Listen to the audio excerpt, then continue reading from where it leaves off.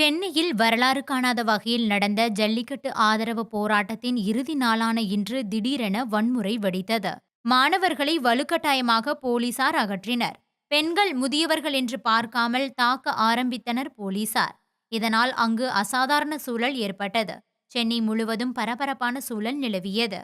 இது குறித்து நடிகர் ரஜினிகாந்த் ஒரு அறிக்கையை வெளியிட்டிருக்கிறார். இந்திய சரித்திரத்தில் தங்க எழுத்துக்களால் எழுதக்கூடிய ஜல்லிக்கட்டு தடைக்கு எதிராக திரண்ட மாணவ மாணவியர்களும் இளைஞர்களும் தாய்க்குளமும் அனைத்து தமிழ் மக்களும் நடத்திய இந்த வரலாறு காணாத அமைதியான ஒழுக்கமான அறவழி போராட்டத்தை நடத்தி உலகிலுள்ள அனைவரின் கவனத்தையும் ஈர்த்து பாராட்டை பெற்று வெற்றி மாலை அணியும் இந்த நேரத்தில் இப்போது நடந்து கொண்டிருக்கும் சம்பவங்களை பார்த்து நான் மிகவும் வேதனை அடைகிறேன். மத்திய மாநில அரசாங்கங்களிடமிருந்து பெரிய பெரிய நீதியரசர்கள் வக்கீல்களிடமிருந்தும் நிரந்தர ஜல்லிக்கட்டுக்கு இவ்வளவு உறுதி கூறிய பின்பும் அதற்கு கௌரவம் கொடுத்து அவர்கள் கூறிய நாள்கள் வரை அமைதி காப்பதுதான் கண்ணியமான செயலாகும்.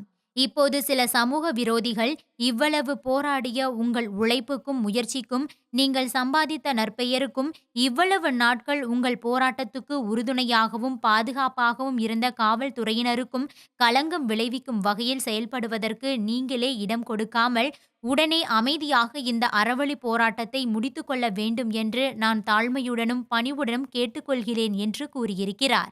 மேலும் பல செய்திகளுக்கு சப்ஸ்கிரைப் பண்ணுங்க ஃபிலிமி பீட் தமிழ்.